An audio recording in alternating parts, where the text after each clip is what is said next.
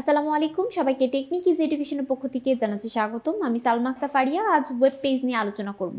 আজ আমরা অনেকগুলো টপিক নিয়ে আলোচনা করব, তার মধ্যে ওয়েব পেজ সবথেকে বেশি গুরুত্বপূর্ণ। এছাড়া আমরা web page, web portal, web browser, website ইত্যাদি আরও বিভিন্ন জিনিস নিয়ে আলোচনা করতে যাচ্ছি। প্রথমে ওয়েব পেজ হচ্ছে এক ধরনের ডকুমেন্ট যেগুলো আমাদের ইন্টারনেট ব্যবহারের জন্য খুব উপযোগী কিছু ওয়েব পেজ রয়েছে, যেমন HTML, এছাড়া www, এই বিষয়গুলো নিয়ে আমরা বিস্তারিত আলোচনা করব। তো প্রথমেই ওয়েব পেজ নিয়েই আলোচনা করছি। দেখো, এই যে ওয়েব পেজ হলো HTML অর্থাৎ হাইপার টেক্সট মার্কআপ ল্যাঙ্গুয়েজ দ্বারা তৈরিকৃত এক ধরনের ডকুমেন্ট বা ওয়ার্ল্ড ওয়াইড ওয়েব অর্থাৎ www ইন্টারনেট ব্যবহারের জন্য উপযোগী। এই সকল ডকুমেন্ট বা ফাইল সমূহ ইন্টারনেটে ব্যবহারকারীদের ব্যবহারের জন্য বিভিন্ন দেশে সার্ভারে রাখা হয় আর কি। এই ওয়েব পেজে টেক্সট বা লেখা, ছবি, গ্রাফিক্স, অ্যানিমেশন ছাড়াও বিভিন্ন ধরনের ডেটা ফাইল, অডিও, ভিডিও এবং যে কোনো পেজের লিঙ্ক বা হাইপার লিঙ্ক থাকতে পারে। এখন এখানে দেখো চিত্রের মধ্যে কি বলা হয়েছে। চিত্রের মধ্যে আমরা দেখতে পাচ্ছি যে এখানে ফিল্ম মেকার, ইউটিউবার বা ইউটিউব, ব্লগার, মাইস্পেস এরকম অনেকগুলো জিনিস রয়েছে এবং এখানে একটা কম্পিউটার দেখা যাচ্ছে, তাই না? এখন ধরো তুমি তোমার ইউটিউব চ্যানেল থেকে কোনো একটা ভিডিও তুমি দেখছো, ঠিক আছে? সেই ভিডিওটা দেখার পর তুমি নিজের কাছে নিজের কম্পিউটারে ধরো ডাউনলোড করে রাখলা, তাহলে তুমি হবে ডাউনলোডকারী। বা তুমি ধরো একজন ব্লগার বা ইউটিউবার, তখন কি করলা? তুমি হচ্ছে সেই বিভিন্ন একটা ফিল্ম তৈরি করলা বা একটা ভিডিও তৈরি করলা, ভিডিও তৈরি করে তুমি সেগুলো আপলোড করলা। কিসের মধ্যে? ইউটিউবে আপলোড করলা বা ব্লগিং কোনো একটা সাইডে আপলোড করলা। তার মানে তুমি সার্ভারের কাছে সেই তথ্যটা সেভ করে রাখছো। আর সেই সেভকৃত ভিডিও কন্টেন্ট সেগুলো অন্য মানুষ কিন্তু আবারও সার্চ করার মাধ্যমে তাদের নিজস্ব অ্যাকাউন্ট থেকে তারা সার্চ করে সে যে পছন্দ করে তার নিজস্ব ডিভাইসে সে কি করছে সেটা আবার সে সেভ করে রাখছে। এটাই ছিল আপলোড এবং ডাউনলোড সম্পর্কে কথা। এবার আমরা আসবো হচ্ছে ওয়েব ব্রাউজার নিয়ে আলোচনা করব। ওয়েব ব্রাউজার কি? যে সফটওয়্যার ইন্টারনেট তথ্য বা ওয়েব পেজকে ইন্টারনেটে ব্যবহারকারীদের কাছে প্রদর্শন এর কাজ করে তাকে ওয়েব ব্রাউজার বলা হয়। জনপ্রিয় কিছু ওয়েব ব্রাউজারের মধ্যে রয়েছে হচ্ছে ইন্টারনেটের এক্সপ্লোরার, তারপরে হচ্ছে Mozilla Firefox, safari, Opera, Google Chrome ইত্যাদি। অর্থাৎ আমরা এর মধ্যে অনেকগুলো ওয়েব ব্রাউজার ইউজ করি, তাই না? যেমন তোমরা খুব পরিচিত একটা ওয়েব ব্রাউজারের নাম হচ্ছে গুগল ক্রোম, তাই না? তারপর ওপেরা, সাফারি বা মোজিলা ফায়ারফক্স, অনেকেই আমরা এগুলো বেশি ব্যবহার করে থাকি।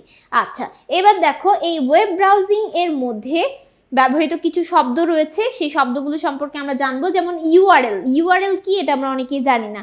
ইউআরএল হলো একটি ওয়েবসাইট বা ওয়েব পেজের পূর্ণাঙ্গ অ্যাড্রেস বা ঠিকানাকে ইউআরএল বলা হয়। ইউআরএল এর ফুল মিনিং হলো ইউনিফর্ম রিসোর্স লোকেটর। ইউআরএলকে তিনটি প্রধান অংশে ভাগ করা হয়। প্রথমত একটা হলো ওয়েব পোর্টাল, ঠিক আছে? একটা হচ্ছে ওয়েব প্রোটোকল, আর একটা হলো হোস্ট নেম, আর একটা হচ্ছে ফাইলের অবস্থান। আচ্ছা, প্রথমত এই ওয়েব প্রোটোকলের সাহায্যে, এটা ওয়েব প্রোটোকল অনেক জায়গায় থাকে, HTTP মাধ্যমে আমরা এটা সার্চ করলে খুব সহজেই যাতে খুঁজে বের করা যায় তার জন্য এটা আমরা এই ওয়েব প্রোটোকলটা ব্যবহার করে থাকি। আর হোস্ট নেম হচ্ছে তার মেইন নেম আর কি। যেমন ধরো www.google.com, এটা হচ্ছে তার হোস্ট নেম।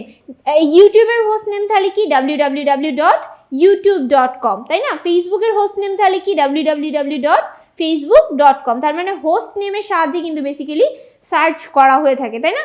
আচ্ছা, তারপরে ফাইলের নেম অর্থাৎ কি ফাইল আকারে? এটা হচ্ছে MAPS ফাইল আকারে রয়েছে। তার মানে ফাইলেরও একটা নির্দিষ্ট নাম রয়েছে। এক একটা ফাইল এক একভাবে, যেমন PDF ফরম্যাটে রয়েছে কিনা বা হচ্ছে আমাদের এটা কোন ফরম্যাটে রয়েছে ফাইলটা, JPG ফাইলে আছে কিনা, এই ফাইল বা ফরম্যাটটাকেও অবস্থান বা লোকেট করতে হয়। এরপরে হচ্ছে হোম পেজ কি? হোম পেজ হলো কোনো প্রতিষ্ঠান বা কোম্পানি বা ব্যক্তির ওয়েবসাইটের মূল পেজকে হোম পেজ বলা হয়। আমাদের টেকনিক ইজ এডুকেশন তোমরা সার্চ করার পর প্রথম যে ইন্টারফেসটা দেখতে পাবা সেটাই হচ্ছে আমাদের হোম পেজ, ঠিক আছে? তার মানে প্রত্যেকটা নির্দিষ্ট প্রতিষ্ঠান, কোম্পানি হতে পারে, তোমাদের স্কুল হতে পারে, তোমাদের স্কুলও তো একটা প্রতিষ্ঠান, তাই না? সেখানেও তোমরা সার্চ করবা তোমাদের স্কুলের নাম দিয়ে। তারপরে যেটা তোমাদের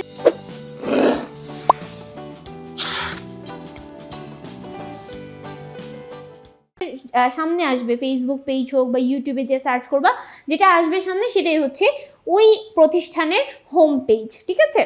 একটি সাধারণত স্টার্ট পেজ নামেও পরিচিত বা স্টার্ট পেজ সেট আপ করা থাকে সেখানে, যে স্টার্ট পেজ ওপেন করলে সে কি কি দেখতে পাবে, অর্থাৎ ব্রাউজারের ওয়েব অ্যাড্রেস টাইপ করলে বা ক্লিক করার সাথে সাথে সেই পেজটি প্রদর্শিত হয়, তাকেই হোম পেজ বলা হয়। অর্থাৎ যে পেজটা আমরা দেখতে পাই সেটাকেই হোম পেজ বলা হয়। এরপর বলা হচ্ছে বুকমার্ক কি।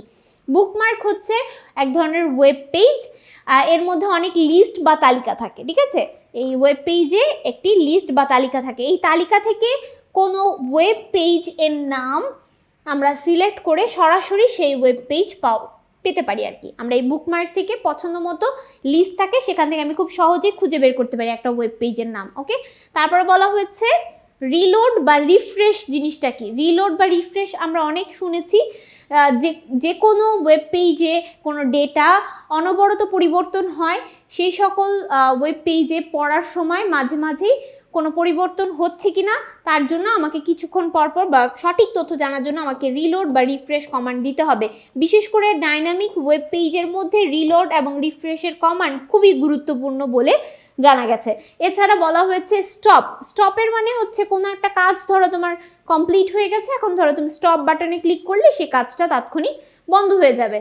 অর্থাৎ ধরো তুমি ডাউনলোড বা কোনো একটা প্রক্রিয়া বন্ধ করতে চাচ্ছ, বন্ধ করে দিতে স্টপ বাটনে আমাদের কাজে লাগানো হয়। কোনো একটি ওয়েব পেজ এর ডেটা ডাউনলোড হওয়ার সময় যদি ওই ওয়েব পেজ না দেখার সিদ্ধান্ত নেওয়া হয়, তখনও কিন্তু তুমি চাইলে স্টপ বাটনে ক্লিক করে ডাউনলোডটি বন্ধ করে দিতে পারো, ঠিক আছে।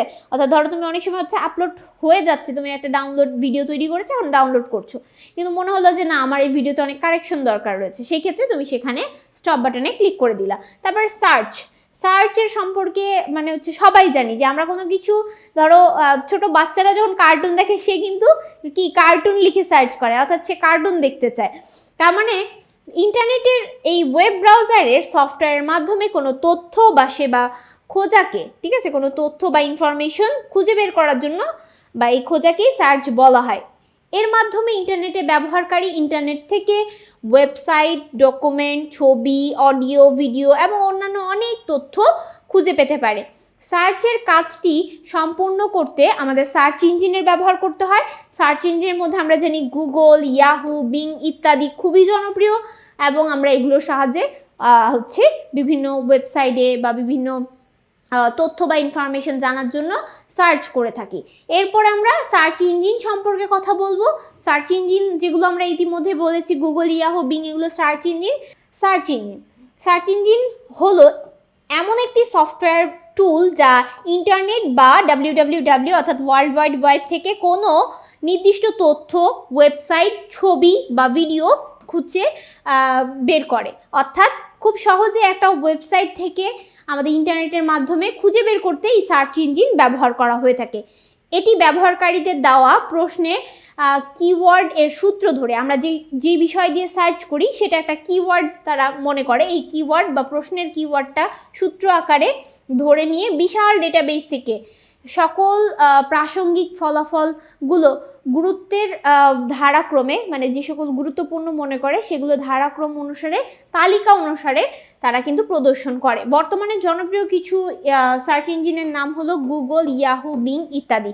তার মানে যখন তুমি কোনো কিছু সার্চ করো, যেমন ধরো একটা ছোট বাচ্চা লিখলো বাংলা কার্টুন, তার মানে যখনই লিখলো বাংলা একটা কি প্রশ্নের কিওয়ার্ড, সেই সূত্রটা বুঝলো, তার মানে তাকে বাংলা টাইপের কন্টেন্ট দিতে হবে। এবং সে কি করলো, বিশাল ডেটাবেসের মধ্যে সে কার্টুন জিনিসটাকে সিলেক্ট করলো, তার মানে সে বাংলা কার্টুনটাকেই দেখতে চায়। তাহলে এত বড় একটা ইনফরমেশন সেন্টার গুগল, সেখানে অনেক টাইপের কার্টুন রয়েছে, সেখান থেকে সে নির্দিষ্ট বাছাইকৃত যে সকল কার্টুনগুলো বাংলা বা বাংলায় আপলোড করা হয়েছে সেগুলোকে সে তালিকাবদ্ধ আকারে সে কিন্তু আমাদের সামনে রিপ্রেজেন্ট করে। যেটা আমাদের ভাল লাগে সেটা আমরা সিরিয়াল বাই দেখতে দেখতে যেটা পছন্দ হয় সেটাতে আমরা ক্লিক করে দেখি। তার মানে সার্চ ইঞ্জিন এমন একটা ইঞ্জিন যেটার মধ্যে আমরা বিশাল ডেটাবেসের মধ্যে থেকে অনেক তথ্যের মধ্যে থেকে যে সকল তথ্যগুলো তোমার প্রয়োজনীয়, অর্থাৎ তুমি যেটা দিয়ে সার্চ করছো সেই সংক্রান্ত বিষয় কিন্তু সে এনে দেওয়ার চেষ্টা করে আমাদের সামনে।